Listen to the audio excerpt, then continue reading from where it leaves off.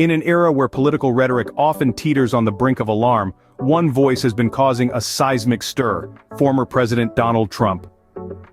The air is rife with concerns, the most notable being those echoed by Governor J.B. Pritzker of Illinois. Pritzker, deeply troubled by Trump's recent declarations, draws attention to the unsettling undertone of retaliation that permeates Trump's discourse.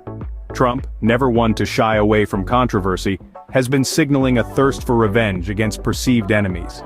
His promises of becoming supporters' retribution, if he returns to the White House, and his intentions to investigate every Marxist prosecutor in America, have sent shockwaves through the political landscape. These statements, laced with vengeance, have not gone unnoticed. Critics are ringing alarm bells, apprehensive about the prospect of a second Trump administration. They fear it might lack the checks and balances that somewhat restrained his first term. Trump's words, loaded with revenge, have set off alarm bells, with critics fearing a second Trump administration without the safeguards of his first term. What could these statements mean for the future of American politics if Trump were to regain power? This is a question that weighs heavily on the minds of many. The implications of Trump's rhetoric on the American political landscape could be profound. There is a palpable fear among critics, a concern that should Trump return to power, the focus would be less on improving the lives of Americans and more on consolidating power for personal gain. This potential shift could see a political landscape where revenge is wielded against perceived enemies, creating an environment of fear and retaliation. The possibility of a second Trump administration, absent the guardrails of the first, has many anxious. The fear that power could be used as a tool for vengeance rather than for the betterment of the American public is prevalent. Trump's potential return to the White House raises questions about whether his policies would serve the American public or simply be a tool for personal vendetta.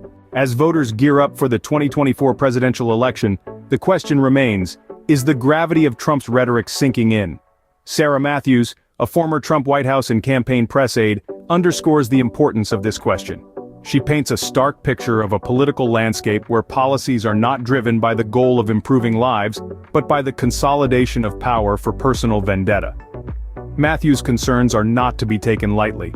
Her insights, born from her experience within the Trump administration, highlight the potential danger of a second Trump term, where the checks and balances of his first administration may no longer be present. What if these concerns do not penetrate the minds of voters? The potential consequences are significant. The ramifications could affect not only our political landscape but also the very fabric of our society, potentially undermining the democratic values that we hold dear. As the political climate continues to heat up, the importance of understanding the potential implications of Trump's rhetoric becomes even more crucial.